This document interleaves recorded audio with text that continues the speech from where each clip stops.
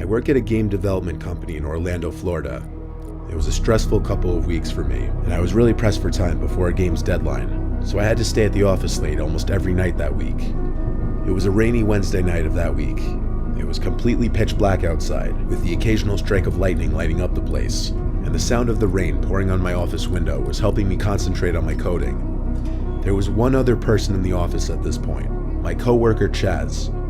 He was finishing up on his work as well. He was also pressed for time on a strict deadline. By now it was easily between 8 and 9 o'clock, and Chaz knocked on my office door before telling me he was heading out.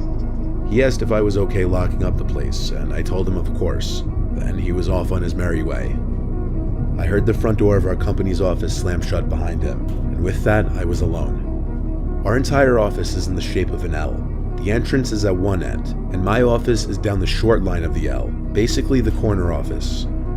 I had to keep myself awake as I was starting to doze off, so I went down the hall to the kitchen to heat up some coffee. Just a little bit, enough to keep me going for another hour.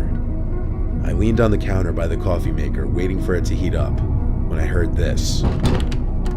The sound of a door closing. I peeked my head out into the hall to look and see if anyone was there. I called out, yielding no replies. The door sounded like one of the smaller private office doors, not the heavier front door to the entire office. I left the kitchen to walk down the 2 halls, trying all the doors, which were locked.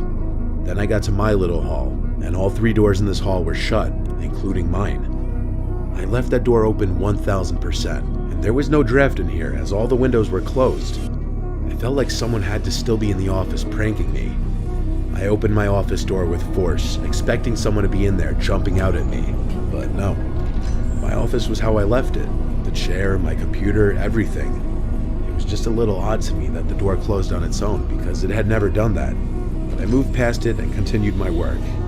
The rain continued to hit the window, and the lightning continued to strike about once every minute, startling me a few times actually. Some more time passed, and it was now getting very late to still be in the office. I was content with the progress I made, so I saved all of my work and began closing down my computer. I clicked the shutdown button, then turned off the screen. The screen went black, and then I saw it. In the reflection of the computer screen, I saw behind myself a woman standing there. I don't know how I didn't jump or scream, but I felt my heart drop into my stomach. I didn't turn around. I just got up from my desk, calmly grabbed my bag, pretending not to have noticed, and walked to the door. I didn't look back to shut the door or anything. I walked down the hall until I thought I was far enough away. Then I booked it out the exit of the entire office. I then ran down the flight of stairs to the first floor, then out to my car in the rain. The whole time I was terrified I was being followed, or that she would grab me any second, whoever it was. Once I got in my car, I took a second to breathe.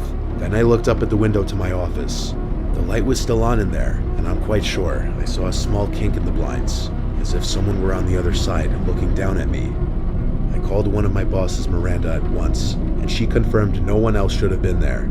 She said she'd call the night security guy and ask him to check the office.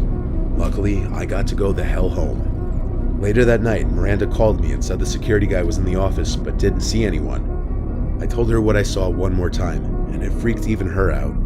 There's only one camera in our entire office, and it's at the end of the longer hall by the kitchen area. The camera footage never caught any woman walking around the office that night.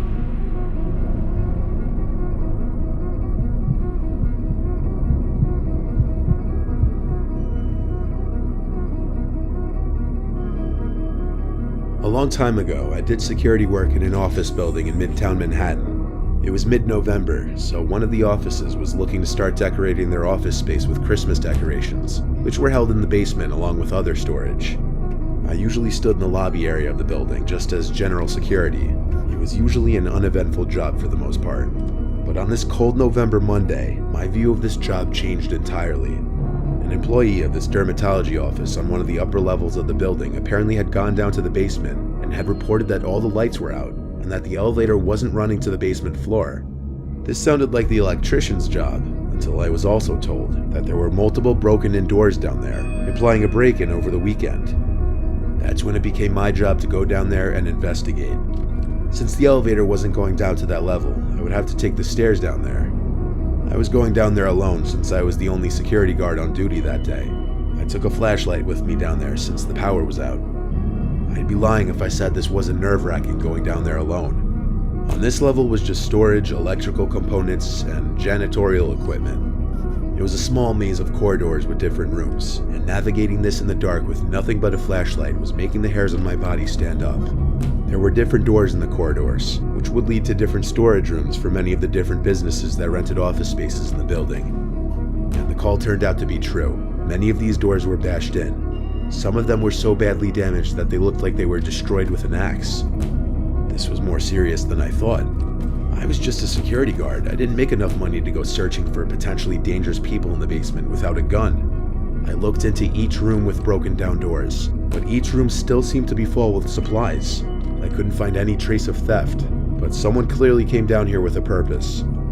I continued looking into the rooms, just peeking in for a second with my flashlight. Then I heard a slam elsewhere in the basement.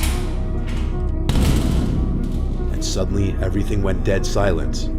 Basement noises I was hearing before, from whatever they may have been coming from, a boiler, the pipes, whatever it was, stopped. And I was now in a dead silent basement where I could hear every last sound. Every footstep I took now sounded 10 times louder. Someone was in the basement still, evident by that slam. It may have been another door. It may have been whatever caused the noises to stop. Stupidly, I called out, "Anyone here?" and my voice echoed down the corridor. I continued slowly back the way I came. I wasn't staying down there another moment. This was a job for NYPD at this point. I was almost to the stairs when I heard this heavy breathing coming up from around the final corner. I instantly knew it to be heavy breathing. I was scared shitless. Why was I put in this situation? I turned off my flashlight and tiptoed just a little closer to look around the corner, and weirdly the breathing stopped.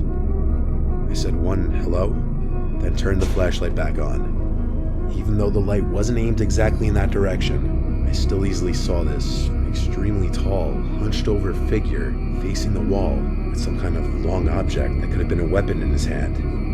I say his because there was no way a person this big and this stature could have been a woman. I also saw their face turn in reaction to the light. It was this pale, abnormally long face. I think they were bald. Another reason I say it was a man, but I didn't look too long. I ran past the figure to the stairs, screaming back at him that the cops are coming, you need to leave now. I ran all the way back up the stairs, through the basement door, then locked it and called 911. A bunch of NYPD cars came and it was a big thing. At least 4 police officers went down there.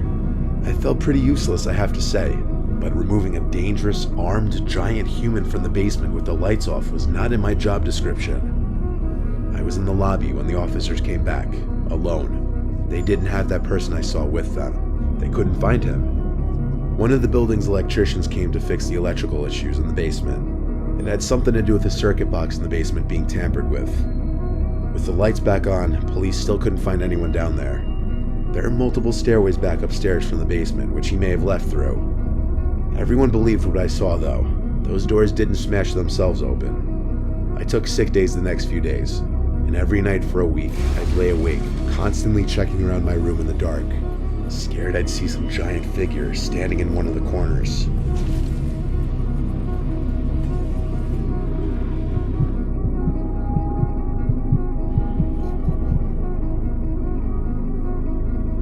I held my first job ever in 2002, and I worked at a call center during the graveyard shift. The office was in Makati, and it was a new site. The office layout was kind of in an elongated donut shape, with the donut hole being the elevator lobby / main doors, and the actual office space composed of 2 long hallways and 2 shorter ones. It was also a new site, so only half the office was finished, and the other half was still under renovation. So one long half of the donut was a fully operational production floor with managers' offices and a pantry, while the other long half was reserved for things like conference rooms, the nurse's office, storage, other admin stuff, restrooms, etc. And it was all unfinished. The conference room still had concrete floors, and wires were still sticking out from sockets and all that. While the production half was nice and bright and well lit, as any call center should be, the other half was only partially lit. To make matters worse, the guards would turn off the lights completely on that side, since they figured nobody was using it anyway. As a result, people didn't really hang out on that side of the office, and if you needed to use the restroom, you just kinda had to make a mad dash to and from it. 2 weeks into production, and my teammate, who was obviously very sickly to begin with, had a terrible migraine, and I suggested that she tell our team leader about it so that she could take a break. TL then told her to go visit the nurse's office, located in the unfinished half of the office, something we figured out only because of the sign above the door that we see whenever we go to the restroom. I was to accompany her, so that's what we did. We walked to the nurse's office, but found that the door was locked and nobody was inside, even though the lights were on. The door was the type with one of those vertical window panels on it, so we peeked in to make sure nobody was in there. We saw all the medical equipment and a sick bed, a desk, basically everything you'd expect to find in there, except the nurse. Thinking maybe he or she just went on break, we decided we'll just come back later. After half an hour or so, we did go back, only to find that the light at the nurse's office was off. I remember us being pretty pissed off at the thought that maybe the shift nurse had gone home, but we checked the door anyway to see if maybe there would be a sign or note with the nurse's schedule or whatever. I don't know why I did it, but I tried the door handle despite being aware there was no light on, and I was able to open the door to find that there was no nurse's office, despite the sign above the door saying that that's where it was supposed to be. And yes, that was the only sign. We checked over and over to make sure it was the right room. We were sure it was the same room we visited earlier, but instead of a decked out clinic, we found a room with a small nightlight in an exposed socket that cast only enough light for us to see the walls and floors were concrete. There were no finishes, no beds, no cabinets, nothing. It's like we dreamed up the clinic we saw earlier. A guard approached us at that point, asking what we were doing poking around in an unfinished clinic. So we told him what happened, and he of course thought we were making it up. While we were kind of trying to convince him that we weren't lying, we all suddenly stopped talking when we felt the temperature just drop. We shivered, our hair stood on end. My heart started racing, and nobody could speak for a minute. Finally, my teammate burst into hysterical tears, and the guard then nervously shooed us away and locked the door to the supposed nurse's office. We were escorted back to our team's bay, and we explained what happened to our team leader. He pretty much just sat there stunned as he listened to us. Since my teammate wouldn't stop crying and was starting to hyperventilate very badly, they had to send her to Makati Med. The incident was never brought up again. If you're a fan of horror, which I know you are, then you'll love Shudder, which is a video streaming service catered specifically to horror fans. And what better time of year than right now to curl up on a chilly fall night and watch a good scary movie? Shudder has the biggest collection of any horror, thriller, or supernatural films that you could think of, and you can stream on all of your favorite devices. Shudder is also home to many exclusive original movies such as Prisoners of Ghostland featuring Nicolas Cage and Great White, a killer shark movie perfect for any Jaws fans. And you'll never find yourself running out of things to watch, as new films that'll keep you on the edge of your seat are added weekly. I personally have always been a big fan of found footage films like the Blair Witch Project, so it was great for me to see VHS 94 added recently, which is yet another exclusive to Shudder. So get started streaming the best horror, thriller, and supernatural content. Shudder's expertly curated collection includes must-see titles like Vicious Fun, The Mortuary Collection, and PG Psycho Gorman. Plus all the best horror documentaries and the hit Creepshow TV series from executive producer Greg Nicotero of The Walking Dead. To try Shudder free for 30 days, go to Shudder.com and use promo code NIGHTMARE. Links in the description.